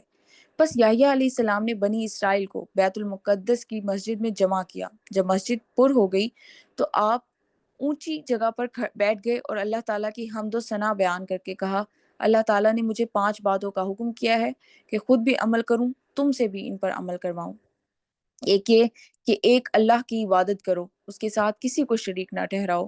اس کی مثال ایسی ہے جیسے کوئی شخص خاص اپنے مال سے کسی غلام کو خریدے اور غلام کا کام کاج کرے، لیکن جو کچھ حاصل ہو اسے کسی اور کو دے دے۔ کیا تم میں سے کوئی اس بات کو پسند کرتا ہے کہ اس کا غلام ایسا ہو؟ ٹھیک اسی طرح پیدا کرنے والا، تمہیں روزی دینے والا، تمہارا حقیقی مالک اللہ تعالیٰ وحدہ لا شریک ہے۔ بس تم اسی کی عبادت کرو اور اس کے ساتھ کسی کو شریک نہ ٹھہراؤ۔ دوسری یہ کہ نماز کو ادا کرو۔ اللہ تعالیٰ کی نگاہ بندے کی طرف ہوتی ہے جب تک کہ وہ نماز میں ادھر ادھر منہ پھیرے۔ جب تو نماز میں ہو تو خبردار ادھر ادھر التفات نہ کرنا۔ تیسرا حکم یہ ہے کہ روزے رکھا کرو۔ اس کی مثال ایسی ہے جیسے کسی شخص کے پاس مشک کی تھیلی بھری ہوئی ہو، جس سے اس کے تمام ساتھیوں کے دماغ معطر رہیں۔ یاد رکھو، روزے دار کے منہ کی خوشبو اللہ تعالیٰ کو مشک کی خوشبو سے بھی زیادہ پسند ہے۔ چوتھا حکم یہ ہے کہ صدقہ دیتے رہا کرو۔ اس کی مثال ایسی ہے جیسے کسی شخص کو دشمنوں نے قید کر لیا اور گردن کے ساتھ اس کے ہاتھ باندھ دیے۔ گردن مارنے کے لیے لے جانے لگے تو وہ کہنے لگا کہ تم مجھ سے یہ فدیہ لے لو اور مجھے چھوڑ دو۔ چنانچہ جو کچھ تھا کم زیادہ دے کر اپنی جان چھڑا لی۔ پانچواں، اس کا حکم یہ ہے کہ بکثرت اس کے نام کا ذکر کیا کرو۔ اس کی مثال اس شخص کی طرح ہے جس کے پیچھے تیزی کے ساتھ دشمن دوڑتا آتا ہے اور ایک مضبوط قلعہ میں گھس جاتا ہے اور وہاں امن و امان پا لیتا ہے۔ اسی طرح بندہ اللہ تعالیٰ کے ذکر کے وقت شیطان سے بچا ہوا ہوتا ہے۔ یہ فرما کر رسول اللہ صلی اللہ علیہ وآلہ وسلم نے فرمایا، اب میں بھی تمہیں 5 باتوں کا حکم کرتا ہوں جن کا حکم جناب باری نے مجھے دیا ہے۔ مسلمانوں کی جماعت کو لازم پکڑے رہنا، اللہ اور اس کے رسول اور مسلمان حاکم وقت کے احکام سننا اور جاننا، ہجرت کرنا اور جہاد کرنا۔ جو شخص جماعت سے ایک بالشت بھر نکل جائے وہ اسلام کے پٹے کو اپنے گلے سے اتار پھینکے گا۔ ہاں، یہ اور بات ہے کہ جو رجوع کر لے۔ جو شخص جاہلیت کی پکارے وہ جہنم کا کوڑا کرکٹ ہے۔ لوگوں نے کہا، حضور اگرچہ وہ روزے دار اور نمازی ہو؟ فرمایا، اگرچہ نماز پڑھتا ہو اور روزے بھی رکھتا ہو اور اپنے آپ کو مسلمان سمجھتا ہو۔ مسلمانوں کو ان کے ناموں کے ساتھ پکارتے رہو جو خود اللہ تبارک و تعالیٰ نے رکھے ہیں، مسلمین، مومنین اور عباد اللہ۔ یہ حدیث حسن ہے۔ اس آیت میں بھی یہی بیان ہے کہ اللہ تعالیٰ ہی نے تمہیں پیدا کیا ہے، وہی تمہیں روزی دیتا ہے، بس عبادت بھی اسی کی کرو، اس کے ساتھ کسی کو شریک نہ کرو۔ اس آیت سے ثابت ہوتا ہے کہ عبادت میں توحید باری تعالیٰ کا پورا خیال رکھنا چاہیے، کسی اور کی عبادت نہ کرنی چاہیے، ہر ایک عبادت کے لائق صرف وہی ہے۔ اثبات وجود الہ العالمین، امام راضی رحمہ اللہ وغیرہ نے اللہ تعالیٰ کے وجود پر بھی اس آیت سے استدلال کیا ہے، اور فی الواقع یہ بھی آیت اللہ تعالیٰ کے وجود پر بہت بڑی دلیل ہے۔ زمین اور آسمان کی مختلف شکل و صورت، مختلف رنگ، مختلف مزاج اور مختلف نفع کی موجودات، ان میں سے ہر ایک کا نفع بخش ہونا اور خاص حکمت کا حامل ہونا ان کے خالق کے وجود کا اور اس کی عظیم الشان قدرت، حکمت، زبردست ستوت اور سلطنت کا ثبوت ہے۔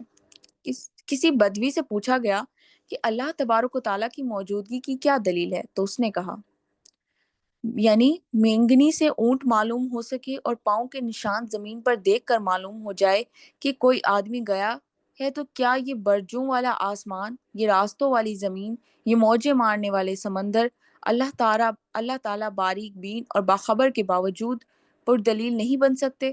حضرت امام مالک رحمہ اللہ سے ہارون رشید نے پوچھا کہ اللہ تعالیٰ کے وجود پر کیا دلیل ہے؟ آپ نے فرمایا، زبانوں کا مختلف ہونا، آوازوں کا جداگانہ ہونا، نغموں کا الگ ہونا ثابت کرتا ہے کہ اللہ تعالیٰ ہے۔ امام ابو حنیفہ رحمہ اللہ سے بھی یہی سوال ہوتا ہے تو آپ جواب دیتے ہیں کہ چھوڑو، میں کسی اور سوچ میں ہوں۔ لوگوں نے مجھ سے کہا کہ ایک بہت بڑی کشتی جس میں طرح طرح کی تجارتی چیزیں ہیں، نہ کوئی اس کا نگہبان ہے نہ چلانے والا ہے، باوجود اس کے کہ وہ برابر آ جا رہی ہے اور بڑی بڑی موجوں کو خود بخود چیرتی پھاڑتی گزر جاتی ہے، ٹھہرنے کی جگہ پر ٹھہر جاتی ہے، چلنے کی جگہ چلتی رہتی ہے، نہ اس کا کوئی ملا ہے نہ منتظم۔ سوال کرنے والے دوہریوں نے کہا، آپ کس سوچ میں پڑ گئے؟ کوئی عقل مند ایسی بات کہہ سکتا ہے کہ اتنی بڑی کشتی اتنے بڑے نظام کے ساتھ تلاطم والے سمندر میں آ جائے اور کوئی اس کے چلانے والا نہ ہو؟ آپ نے فرمایا، افسوس تمہاری عقلوں پر، ایک کشتی تو بغیر چلانے والے کے نہ چل سکے، لیکن یہ ساری دنیا، آسمان و زمین کی سب چیزیں ٹھیک اپنے کام پر لگی رہیں اور ان کا مالک، حاکم، خالق کوئی نہ ہو۔ یہ جواب سن کر وہ لوگ ہکا بکا ہو گئے اور حق معلوم کر کے مسلمان ہو گئے۔ حضرت امام شافعی رحمہ اللہ سے بھی یہی سوال ہوا تو آپ نے جواب دیا کہ توت کے پتے ایک ہی ہیں، ایک ہی ذائقہ کے ہیں، کیڑے اور شہد کی مکھی اور گائیں، بکریاں، ہرن وغیرہ سب اس کو چباتے، کھاتے اور چرتے چگتے ہیں۔ اسی کو کھا کر ریشم کا کیڑا ریشم تیار کرتا ہے، مکھی شہد بناتی ہے، ہرن میں مشک پیدا ہوتا ہے اور گائیں بکریاں مینگنیاں دیتی ہیں۔ کیا یہ اس امر کی صاف دلیل نہیں کہ ایک پتے میں یہ مختلف خواص پیدا کرنے والا کوئی ہے اور اسی کو ہم اللہ تبارک و تعالیٰ مانتے ہیں، وہی موجد اور صانع ہے۔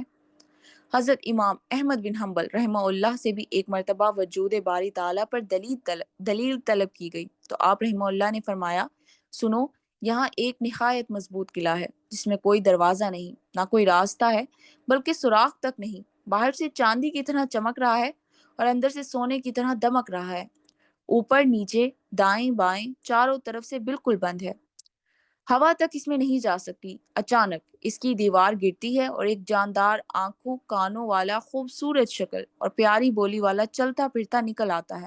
بتاؤ اس بند اور محفوظ مکان میں اسے پیدا کرنے والا کوئی ہے یا نہیں؟ اور وہ ہستی انسانی ہستیوں سے بالاتر اور اس کی قدرت غیر محدود ہے یا نہیں؟ آپ کا مطلب یہ تھا کہ انڈے کو دیکھو، چاروں طرف سے بند ہے، پھر اس میں پروردگار خالق یکتا جاندار بچہ پیدا کر دیتا ہے۔ یہی دلیل ہے اللہ کے وجود پر اور اس کی توحید پر۔ حضرت ابو نواس سے جب یہ مسئلہ پوچھا گیا تو آپ نے فرمایا، آسمان سے بارش برسنا، اس سے درختوں کا پیدا ہونا اور ان ہری ہری شاخوں پر خوش ذائقہ میووں کا لگنا ہی اللہ تعالیٰ کے وجود اور اس کی وحدانیت کی کافی دلیل ہے۔ ابن المعتز فرماتے ہیں، افسوس اللہ تعالیٰ کی نافرمانی اور اس کی تکذیب پر لوگ کیسے دلیر ہو جاتے ہیں، حالانکہ ہر چیز اس پروردگار کے موجود اور لاشریک ہونے پر گواہ ہے۔ بزرگوں کا مقولہ ہے کہ آسمانوں کو دیکھو، ان کی بلندی، ان کی وسعت، ان کے چھوٹے بڑے چمکیلے اور روشن ستاروں پر نظر ڈالو، ان کے چمکنے دمکنے، ان کے چلنے پھرنے، ٹھہر جانے، ظاہر ہو جانے اور چھپ جانے کا مطالعہ کرو۔ سمندروں کو دیکھو جو موجیں مارتے ہوئے زمین کو گھیرے ہوئے ہیں، اونچے نیچے مضبوط پہاڑوں کو دیکھو جو زمین میں گڑے ہوئے ہیں اور اسے ہلنے نہیں دیتے، جن کے رنگ، جن کی صورتیں مختلف ہیں، قسم قسم کی دوسری مخلوقات پر نظر ڈالو، ادھر سے ادھر پھر جانے والی کھیتیوں اور باغوں کو شاداب کرنے والی خوشنما نہروں کو دیکھو، کھیتوں باغوں کی سبزیوں اور ان کی طرح طرح کے پھل پھول، مزے مزے کے میووں پر غور کرو۔ زمین ایک، پانی ایک، لیکن شکلیں، صورتیں، خوشبوئیں، رنگ، ذائقہ، فائدہ الگ الگ۔ کیا یہ تمام مصنوعات تمہیں نہیں بتاتی کہ ان کا صانع کوئی ہے؟ کیا یہ تمام موجودات بآواز بلند نہیں کہہ رہی ہیں کہ ان کا کوئی موجد، کوئی ہے؟ کیا یہ ساری مخلوق اپنے خالق کی ہستی، اس کی ذات اور اس کی توحید پر دلالت نہیں کرتی؟ یہ ہیں وہ ذرا دلائل جو اللہ عز و جل نے اپنی ذات کے منوانے کے لیے ہر نگاہ کے سامنے پیش کر دیے ہیں، جو اس کی زبردست قدرتوں، اس کی پرزور حکمتوں، اس کی لاسانی رحمتوں، اس کی بے نظیر انعاموں، اس کے لازوال احسانوں پر دلالت کرنے کے لیے کافی وافی ہیں۔ ہم اقرار کرتے ہیں کہ نہ اس کے سوا کوئی پالنے والا ہے، نہ اس کے سوا کوئی پیدا کرنے والا ہے اور نہ حفاظت کرنے والا، نہ اس کے سوا کوئی معبود برحق ہے، نہ اس کے سوا کوئی مسجود لا شک۔ ہاں دنیا کے لوگوں، سن لو، میرا توکل اور بھروسہ اسی پر ہے، میری انابت اور التجا اسی کی طرف ہے، میرا جھکنا اور پست ہونا اسی کے سامنے ہے، میری تمناؤں کا مرکز، میری امیدوں کا آسرا، میرا ماوی و ملجا وہی ایک ہے، اسی کے وسعت رحمت کو تکتا ہوں اور اسی کا نام جپتا ہوں۔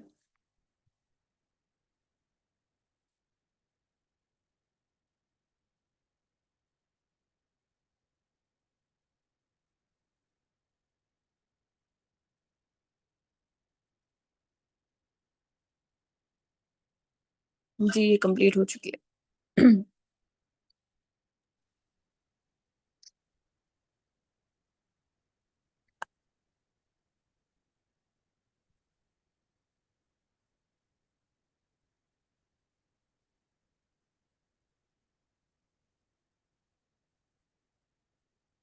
اللہ تعالیٰ کا تعارف جو پہلے ہے وہاں پہ، پہلے وہاں سے اسٹارٹ کرتے ہیں.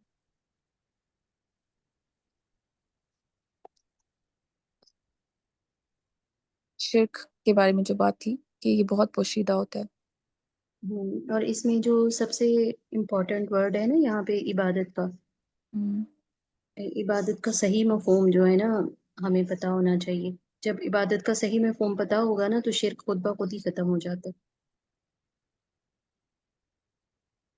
لیکن شرک تو اتنا چھوٹا بھی، وہ کہا نا کہ کسی جانور کا آپ کہہ دو کہ یہ کتا نہ ہوتا تو ایسے چوری نہ ہوتی، بطخ نہ ہوتی، یا پھر یہ بھی کہہ دینا کہ اللہ کے علاوہ اللہ نہ ہوتا اور یہ بندہ نہ ہوتا.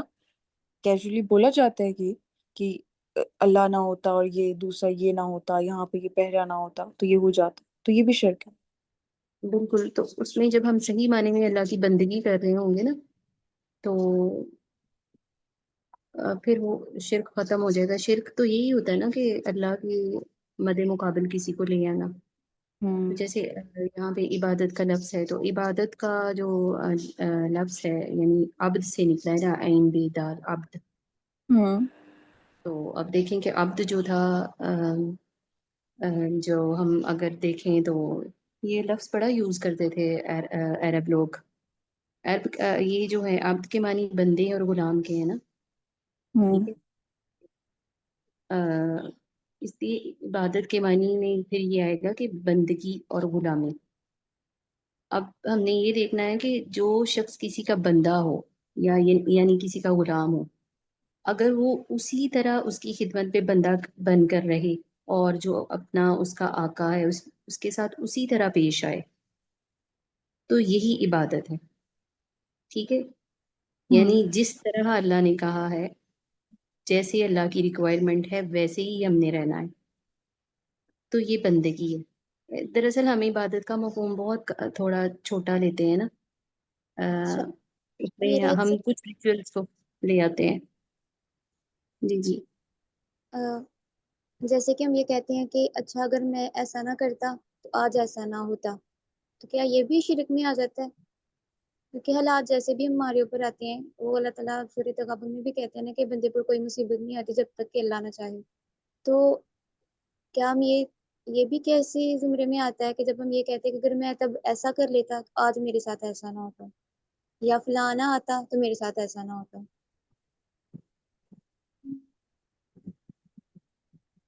کیا ہم یہ کہہ کر بھی شرک کر رہے ہوتے ہیں؟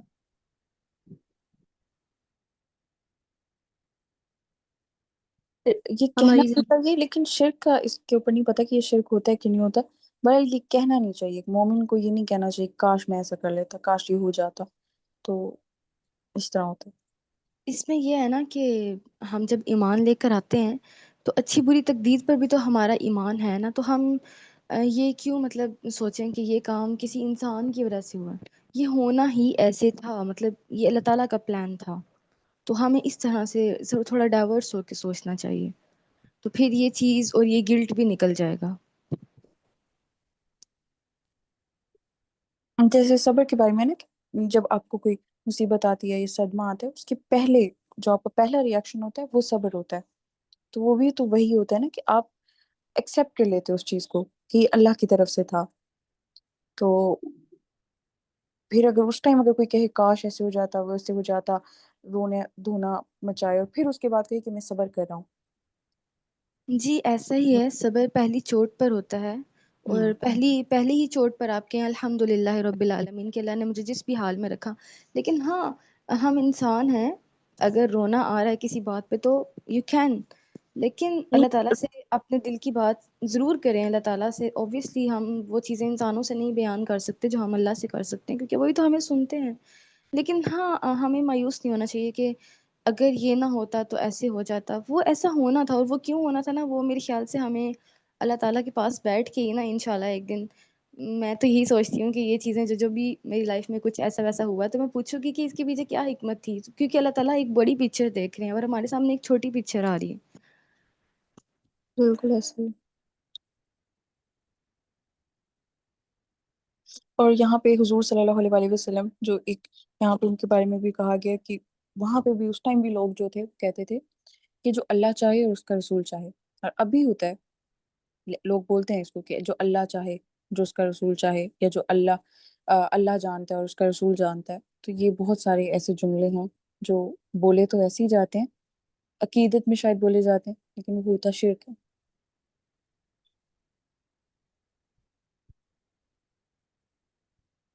اور ہم ایسے بھی بولتے ہیں نا کہ اللہ نے کیا اور اس کو ذریعہ بنایا، اکثر ہم یوز کرتے ہیں. تو وہ اس کی اجازت مطلب آئی تھنک وہ الاؤڈ ہے یا نہیں؟ ذریعہ بنائے نا تو اللہ نے بنائے نا، پھر تو ہم اللہ کو لے آئے. وہ انسان پھر وہ میڈیم ہو جائے گا. اللہ نے اس کو ہمارے لیے کیا، یہ نہیں کہہ رہے نا کہ اللہ کے برابر تو نہیں لے کے آ رہے نا. جیسے ابھی پیچھے جو مجھے جو سمجھ آیا اس ایگزامپل سے، کہ جس طرح کسی نے کہا کہ کتا ہو تو اس نے بچا لیا، ٹھیک ہے، یہ نہ ہوتا تو چوری ہو جاتی. یا پھر ایک اور کہا کہ اللہ اور فلاں نہ ہوتا تو یہ ہو جاتا. تو یہ برابری پہ آگے نا دونوں، وہ جی شرک ہے. جیسے ہم بولتے ہیں کتا نہ ہوتا تو چوری نہ ہوتی، مطلب ہمیں یہ مینشن کرنا ہے کہ اللہ تعالیٰ نے ہی اس کو بنایا اور اس کی وجہ سے پھر ایسے. یہاں پہ اس میں جو وہ ہے نا، وہ ہم اس پہ یہ رکھ رہے ہیں کہ جو چوری سے بچانے والا تھا وہ کتا تھا، ٹھیک ہے. جی ہم کہیں نہ کہیں یہ سوچ رہے ہوتے ہیں کہ اس کی وجہ سے ہم بچ گئے، حالانکہ ہمیں یہ سوچنا چاہیے کہ اللہ نے بچا لیا. اچھا اس میں کیونکہ ایک اور چیز آ بات سے ڈر جاتی ہے نا، پیدا کرتے ہیں. وہ جو انیشل حدیث میں یہ حدیث ہے کہ اعمال کا دار و مدار نیتوں پر ہے.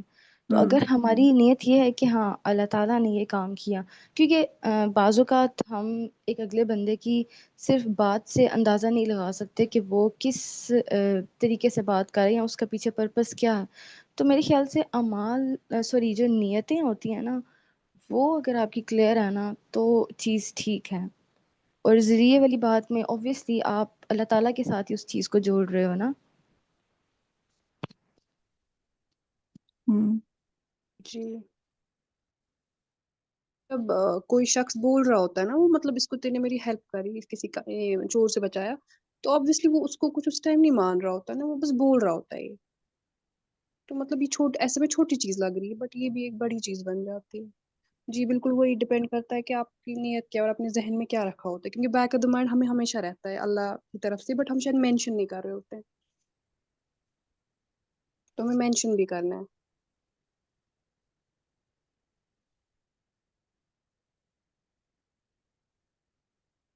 جی بالکل.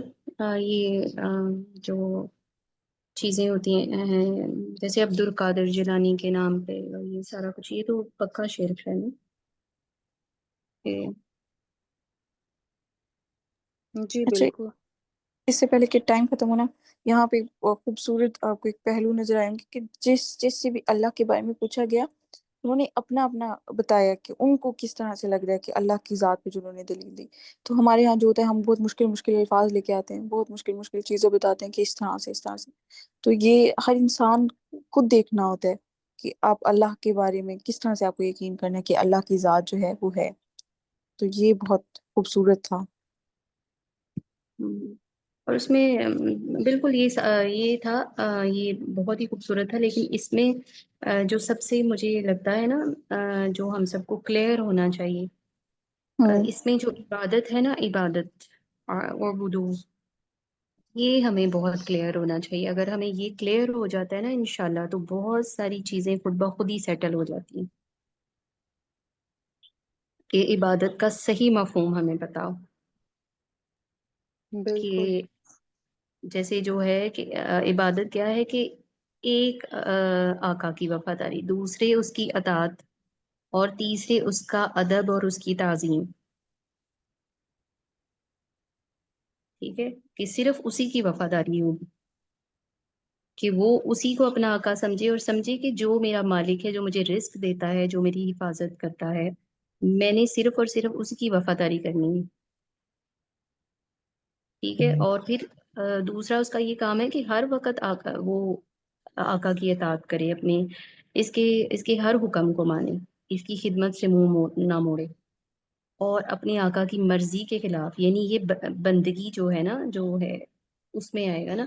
اور اپنی آقا کی مرضی کے خلاف نہ خود اپنے دل سے کوئی بات کرے، نہ کسی دوسرے شخص کی بات مانے. اور غلام تو ہر حال میں غلام ہے نا، اسے تو یہ کہنے کا اختیار ہی نہیں کہ میں یہ بات مانوں گا اور یہ بات نہیں مانوں گا. تو پھر وہ بندگی تو نہیں ہوتی. تو ہم دیکھیں کہ ہم کتنا پک اینڈ چوز کرتے ہیں. کچھ چیزیں ہم مان رہے ہوتے ہیں، کچھ چیزیں ہم مان ہی نہیں رہے ہوتے، تو پھر وہ عبادت کا حق ادا نہیں ہو سکتا جب تک ہم، جیسے ہے نا قرآن پاک میں آیت آتی ہے ادخلوا فی السلم کافہ، پورے کے پورے اسلام میں داخل ہو جاؤ، پوری طرح اس میں انٹر ہو جاؤ۔ اب جیسے اس میں ہم خود ہی دیکھیں نا کہ اگر ہم نے کوئی گھر میں ملازم رکھا ہوا اور وہ ہمیں کہہ رہا ہو کہ اچھا یہ آپ کے گھر کا یہ کام کروں گا، پے وہ پوری لے رہا ہے لیکن وہ اپنی مرضی کرتا ہے، تو کیا ہم اسے مرضی کرنے دیتے ہیں؟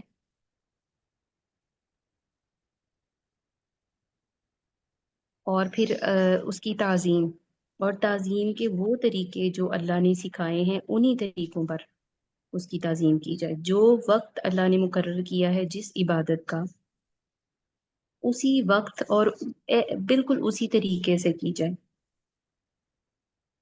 تو یہ جو تین چیزیں ہیں نا، کیونکہ یہ میں نے عبادت کا جو مفہوم تھا نا، یہ مولانا مودودی کی کتاب سے پڑھا تھا، ان کی کتاب ہے خطوبات، بہت پیاری کتاب ہے، تو ادھر یہ چیزیں ایکسپلین کی ہوئی تھی۔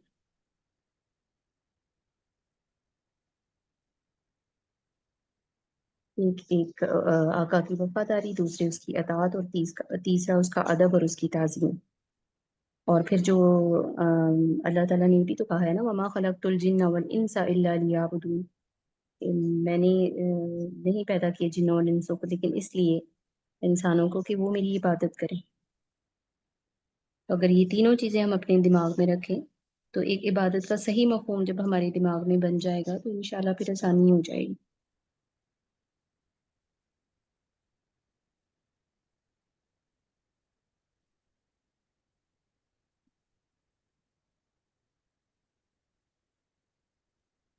جی بالکل، ہم اس کو کل کنٹینیو کر سکتے ہیں یا پھر ہمیں اتنا ہی اس پہ ڈسکشن کرنا ہے؟ کر سکتے ہیں، مطلب کل کر سکتے ہیں کنٹینیو، تو پھر ہم جی کر سکتے ہیں، کوئی ایسی سیشن تو ایسا ہے نہیں نا کہ جی جی ڈسکشن کرنی ہوتی ہے ہم لوگوں نے، کوئی مسئلہ نہیں ہے، کل ادھر سے اسٹارٹ جی کریں گے پھر ہم جی جی انشاءاللہ۔ انشاءاللہ۔ سائرہ آپ دعا پڑھ لیں پھر ہم اس کو اینڈ کرتے ہیں، ٹھیک ہے؟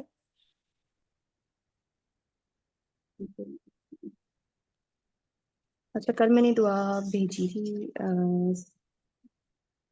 سر حماس کو، میں نے دعا بھیج دی تھی، پتہ نہیں انہوں نے شیئر کی تھی۔ آپ دعا پڑھ لیں جن کو بھی آتی ہے، جو کل کہہ رہی تھی، آپ ہی کہہ رہی تھی سائرہ؟ اچھا جی، میں یہ کہہ رہی تھی آج ایک اور دعا ہے، بہت ہی پیاری دعا ہے۔ چلیں، اللہم آنس وحشتنا فی قبرنا، اللہم ارحمنا بالقرآن العظیم واجعلہ لنا اماما ونورا وہدا ورحمہ، اللہم ذکرنا منہ ما نسینا وعلمنا منہ ما جہلنا وارزقنا تلاوته آناء الليل وآناء النهار واجعله لنا حجة یا رب العالمین۔ اے اللہ ہماری قبروں میں ہماری وحشت کو مانوس کر دے اس قرآن کے ذریعے، اور قرآن عظیم کی وجہ سے ہم پر رحم فرما، اس کو ہمارے لیے امام، نور، ہدایت اور رحمت بنا دے۔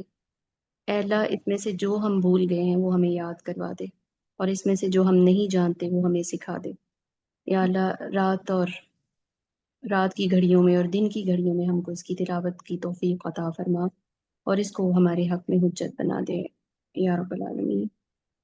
آمین یا رب، ہم اس پر عمل کرنے والا سبحانك اللهم وبحمدك نشهد ان لا اله الا انت نستغفرك ونتوب اليك۔ آمین یا رب۔ جزاک اللہ خیر سارہ، ربی یسر ولا تعسر وتمم بالخیر۔ السلام علیکم ورحمۃ اللہ وبرکاتہ۔ وعلیکم السلام وعلیکم ورحمۃ السلام۔